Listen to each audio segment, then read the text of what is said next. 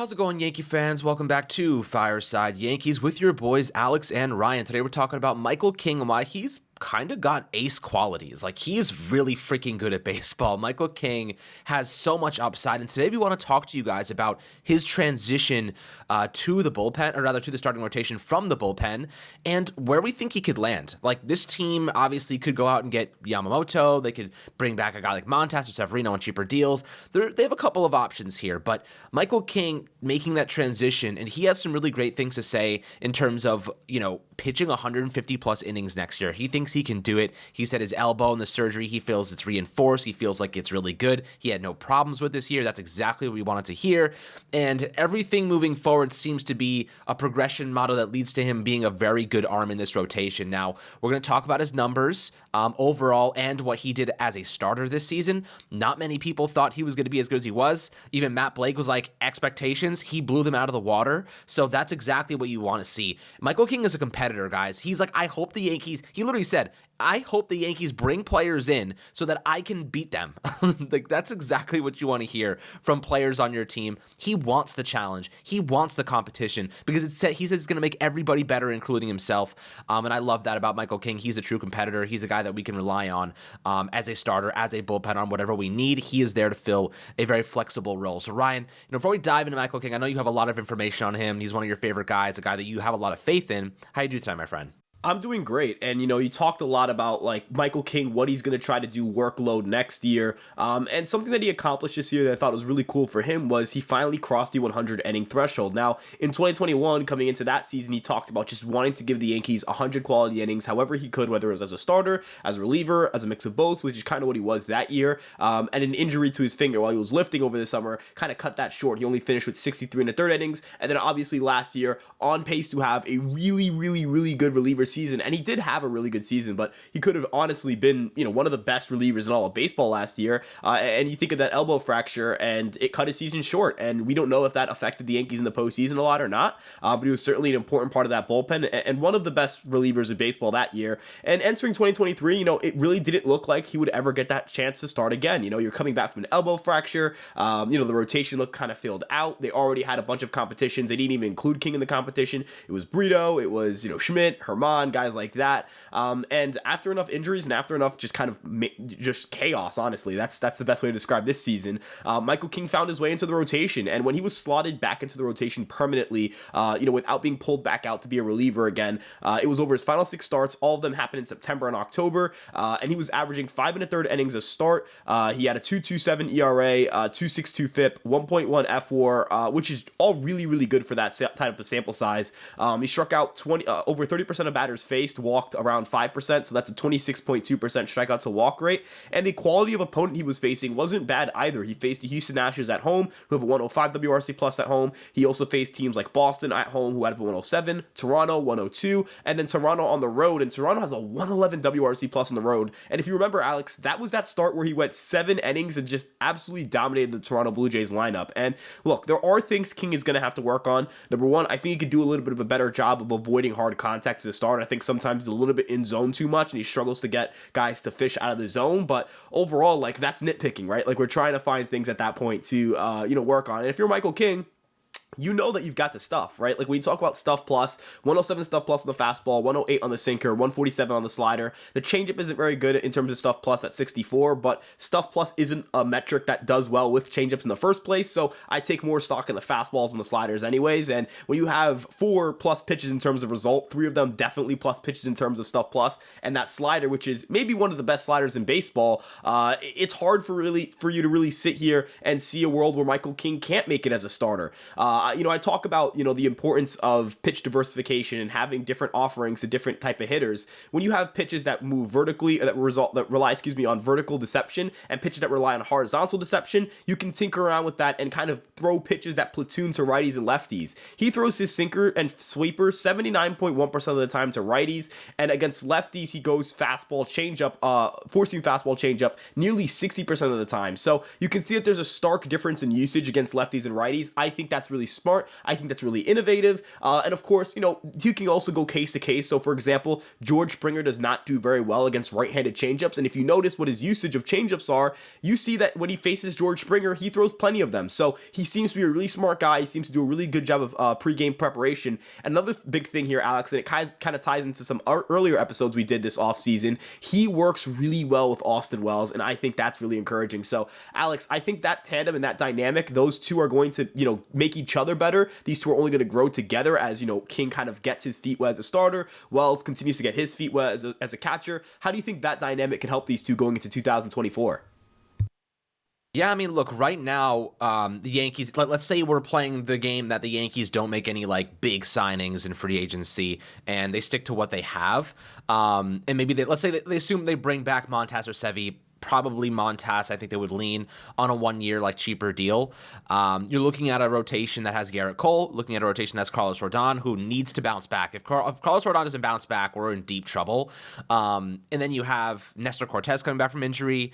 Obviously, the rotator cuff is a little bit of a concern to me. I just hope it doesn't pop up again because it did get re-aggravated late in the season. And then you have, I imagine Herman's probably gone. And then Clark Schmidt, as you referenced, and then Michael King. So I like Clark Schmidt a lot. I could see the Yankees trading him, to be honest with you. I think that if there was an arm that they were going to move from the starting rotation, it would probably be Clark Schmidt. Because I think that if you're looking at, for example, like the St. Louis Cardinals, and you're like, oh, like we want Brendan Donovan or we want Dylan Carlson. I don't think they'd trade Schmidt for Dylan Carlson per se, but maybe for Brendan Donovan they would entertain the idea. But Schmidt, like a full year of experience under his belt, he's Garrett Cole's guy. Like he's a good pitcher. I just think he was really new onto the scene as a starter, and he had like spurts of really good play. Like he had spurts that were like that's a dominant pitcher right there, and then he went through spurts where like he's kind of a liability. Like he couldn't get through the third inning, the third rotation through the batting order. He couldn't get past the fifth inning. Like he falls apart at times, but when he's on, he's a high strikeout guy, generates a lot of weak contact. Like he's a very solid player. I think that maybe this second season he'll look back at the film, correct a lot of the fundamentals that he had wrong, and maybe come into 2024 as a better player. And if he becomes like a 3.5 ERA guy, like a maybe between 3.5, he's going to be an asset for this team. Like he's going to be a really, really good player for this team. And I think the Yankees see him like that. I think the Yankees see him achieving and accomplishing that. So this being his first year really as a starter, I think it's fair to say that we need to give him a little bit of leeway here, a little bit of slack, because it's not an easy transition. Now, Michael King, on the other hand, as you referenced, the upside here, I think, is a top 3 pitcher on this team. That's personally what I see the upside as Michael King. I think that he could be better than Carlos Rodon in terms of like what we see in the future here. If Rodon gets back to full health, if Rodon gets back to where he normally is, he's going to be like with Garrett Cole, like up there, low ERA guy, good strikeout numbers. He's going to be a stud for us, especially because he's a lefty too, a little bit of diversity in the pitching rotation. But what I see the potential for King here, I think that in a perfect world, Cole maintains his status as the top dog, Cy Young candidate year in and year out, and I think he's not even close to done. Like, he is still a monster. Rodon bounces back in a strong way. I think King has the capacity to pitch 150-plus innings, healthy, at like a 2, like probably like realistically a 3 to a 3.2 ERA, which would be awesome. Like I would be really happy with that. And then I think Nestor Cortez slides in behind him, and then you have Schmidt. So like right now you have those 5 guys, but like you can't go into this upcoming season with just 5 of those guys. Because like you're immediately dipping into like Will Boring, Clayton Beeter, Drew Thorpe. Like you're hoping those guys are ready to help you at any given moment. Johnny Brito, obviously Randy Vasquez. Like, can you really have faith that they're going to step up and like pick up the slack? You really need to have 6 guys, because injuries do happen and they happen often for the Yankees. So, Ryan, I'll ask you this. Do you think the Yankees need to add another starting pitcher? Or do you think you're okay with what they have right now on paper? If you were going to add somebody, like let's go with like maybe a cheaper alternative and a more like aggressive alternative. For me, I guess it would be Montas would be my cheaper option, and Yamamoto would be the dream. Like I love him. I think he would be a star for the Yankees. But the Mets, they're going to make a run, man. They got Kodai Senga. He's buddies with him. They share the same agent. They have leverage, and they got money. And the Yankees, they have money, but at the same time, they're going to have to outbid a pretty sizable contract. The thing is, Ryan, here's my take. If you do not get Yamamoto, you have to like you got to be going in on Juan Soto next year. Like there's no excuse. If you miss out on Yamamoto and you don't spend big this offseason, you're saving your pennies. You have to go after Juan Soto next offseason. There is no reason they shouldn't be going all in on Juan Soto if they don't go out and get a star pitcher. If they get Yamamoto at $200 million, I could see how they would be like, we don't want to overspend here. I get it. I still think they should go after both, but at the end of the day, like there's no excuse if they make that decision. You know, what are your thoughts on that?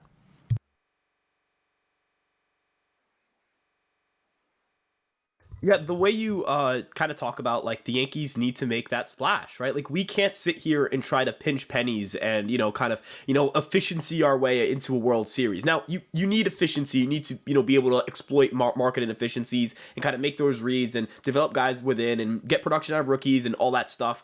But you're the New York Yankees. You have the distinct financial advantage of being able to say, here is like $250 million. Come play for the New York Yankees, right? Like that is a distinct advantage that's unique to the Yankees and very, very, very few organizations in Major League Baseball due to the willingness of the owner to spend. And if you have that advantage, and Hal Steinbrenner definitely has the financial capacity, I wonder if he's always given that green light. I can't speak to that. But this team I think definitely needs another starter. You can never have enough starting pitching. And I do trust some of the internal options. Like the way I look at it is you have Vasquez, Brito, Warren, Beater, you have Gomez, who are all like kind of depth starters that are young guys. And then you have Cole, Rodon, Cortez, Schmidt, and King as like the guys who are currently on the roster. So that'll give you about, realistically 10 starting options. I'm not leaving off Herman because I think he'll be non-tendered. I have no idea if he will or won't. I just don't think you can rely on him to come back. I think, again, baseball should not be the number one priority for Domingo Herman right now. His health should be, right? And so looking at their depth, they have enough starting pitching depth, sure, but you would like to get another starter. The big thing is that a lot of those guys haven't thrown a lot of innings. We could maybe throw in Drew Thorpe in there. We could maybe throw in Richard Fitz in there. But I still feel, again, like I feel like that might be a little bit of a reach. I would call those guys hopefuls and not depth. I consider depth anybody who can make a major league start today, right? And even then, if you were, to kind of get stricter with that guideline, do you have to knock off Warren and Beater because they've never pitched a major league game? I think you might have to. Brito and Vasquez are definitely depth options. I view Gomez as a depth option. If you add a starter that, maybe you do still trade Schmidt, but you add a starter who could give you 180, 190 innings, Alex, that rotation gets a little more formidable. And if you walk into any season with, 7 or 8 starting pitchers and, you can count on most of them to stay decently enough healthy, that's a good thing. Now, the one stipulation with trading Clark Schmidt that I wonder if the Yankees will think about is, number one, will he get better? And I guess it's two things. And number two, he threw 159 innings this year. That was the second most innings on the Yankees. The Yankees struggled to get guys who can pitch a lot for them, or at least they struggled to last year. Will that play a role in their decision making? I'm not saying the Yankees are not going to trade Clark Schmidt. I just think the Yankees are going to be a lot more careful about trading Clark Schmidt than I think people think. There's a reason this guy was in the organization for as long as he was. There is a reason why the Yankees wanted him to start and didn't pull him from the rotation the minute he started struggling to open the year. There was a reason why they were patient with him. I think they really like him. I think they think he's a really good starter, or he could be a pretty good starter. I think he's more than capable of being like, slightly above league average, gives you 160, 170, maybe 180 innings next year. And if you get that type of production, that's a nice pitcher to have. The jump I would like to see him make is the jump we saw Tyo make in 2022 with just a little bit more consistency. If you remember, that year, he finished with like a 3.9 ERA, made 32 starts. It was a really, really, really good second year for him. Now, Jameson Towns didn't have a great year this year, but that was on a different team. That's not our concern. And you would argue Schmidt's a little bit younger, perhaps has a little more talent, maybe could benefit from that first full offseason coming off of being a starter. But ultimately, Alex, I fully agree with like, hey, if they don't sign Yamamoto, you gotta get Soto, right? Like you gotta make a big move. This core, this team, I mean, Judge and Cole, they are in their prime. They cannot be superstars forever. I'm not saying the Yankees World Series window is gonna close in the next few years, but who's going to be that superstar who supplants Aaron Judge when Aaron Judge is no longer the best hitter on the planet? The easy answer to that question, Juan Soto, right? Or if you're looking at the pitching staff, hey, how do we, make one of the best rotations in baseball? Easy. Take the guy who's going to win 3 straight Sawamura Awards, which is the Japanese equivalent to the Cy Young, and 3 straight Pacific League MVPs, and slot him into your rotation. The pitch specs on him are super good. The command is really good. This guy might be one of the 10 best pitchers on the planet already. This guy might go out and win a Cy Young during his contract, or 2, or 3. Who knows? Like, this guy's really, really good. So, how many times and I know that people are going to say, well, you can't spend on pitching. Alex, how many times in your lifetime as a 25-year-old superstar caliber starting pitcher hit the market and all you need to do is give him money for him to join your baseball team? It never happens, right? It does not happen. So I think you have to trounce on an opportunity like that. Now, if it's, hey, we didn't get Yamamoto because we traded for Soto, nobody here is going to really be mad. I sure as shit am not going to be mad. Alex, I imagine you're not going to be mad. But I think the big takeaway when it comes to having a conversation about the offseason is, number one, you need to see a lot of guys take that next step, whether that's King, Wells, Volpe, maybe it's older guys like Rizzo and Stanton kind of returning to form. A lot of guys internally need to get better, and the Yankees need to figure out ways to make that happen. But also, they need to give them the star caliber talent outside of those guys so they're not only uplifted, but also they just come into the season a formidable roster, a safe roster, a higher floor roster, because we know what this team's ceiling is. We know when they're healthy, if things go right for this team can go out and win a World Series. I don't think that's a question. The question is, can they reliably do that? Can they reliably get to that point? And I think that's something that they're going to need to address this offseason, and adding some depth, adding some star caliber players, figuring out ways to get sustainably better is the way to do it going forward. I agree. And at a certain point, you also have to throw into the mix here that, like, you have to also put some faith in your prospects as well. If you're going to spend big on Soto, Yamamoto, whatever it might be, you're going to have to sacrifice spending a little bit elsewhere, right? That means Peraza, you may have to play third base. That means Everson Pereira, you may have to be our key, reserve guy or even start in left field for a bit. Estevan Florial, maybe we can get some value out of you. Austin Wells, you have to be our future at catcher. Drew Thorpe, you have to get elevated and perform at the MLB level. Like, if you can hit on some of these prospects, right? And we already are seeing that transition a bit. Jason Dominguez is going to be good for us. Anthony Volpe is going to be good for us. Gleyber Torres is 26 years old. He's a great player for us. You still have a little bit of a question mark at first base. I would love to see Ben Rice get some opportunities there personally. I know you would as well. So maybe they go in that direction in the future. You have young players, and they're talented, man. Some damn talented young players on this team. And I'm really excited. They need to give them an opportunity to win jobs, if not starting jobs, at least being the key, first reserve options. No more Billy McKinney's or Franchi Corderos. I want to see Pereiras. I want to see Florials. I want to see, those guys step in and make an impact one way or another. There are really good players coming up through the farm right now and that we can leverage on this team. And it allows us to spend elsewhere, because if you keep costs down at specific positions, you don't have to worry about them, right? These guys are pre-arbitration. They're making $750K a year, something like that, 720, 750K. They're basically nothing for us to spend money on. So looking at that, you invest in your prospects, you invest in your key cornerstone pieces, Garrett Cole, Aaron Judge, maybe Yamamoto, maybe Juan Soto, and you let your youth fill in the rest of those holes that you've been developing for 5-6 years, some of these guys, if not shorter, because they've been so exciting and so good at the minor league levels. There's a lot of talent there. We need to leverage that. I think the best way to go about building this team is using some young, big acquisitions like Juan Soto, like Yamamoto, and infusing that with prospects we've been developing in our own farm system that fit our mold over years. That's how you build a successful team, I think, in my opinion, for this Yankees. That's the easiest way out of this situation. Investing in 37-year-old third baseman like Josh Donaldson, or putting $70 million into Aaron Hicks. Of course, maybe back then it looked like a better deal, or $162 million into Rodon. Well, look, they knew a lot more than we did, and I'm sure that there were some red flags that they completely overlooked. Or Frankie Montas, acquiring guys like this that are already injured. They need to be better with those things, but there are some clear-cut ways that are a lot more proven, a lot more, efficient, and aren't going to put us in such a critical position where the risk is above the reward in some occasions. So I think prospects infused with young players that are superstar star statuses, that's a good way to go about rebuilding this team over the course of one offseason, 2 off seasons. We can get right back in contention here, guys. I have no doubt about it. We just have to make the aggressive right plays, and we can be right back in this thing. I fully believe that. So, guys, I'd love to hear your perspectives below on this Yankee team. Of course, on Michael King, young stud player, cheap, and really freaking talented, who could be a top guy in our rotation next year, no question about it. Always happy to hear your perspectives below. Make sure to like and subscribe, and we'll catch you guys on the next Fireside Yankees episode.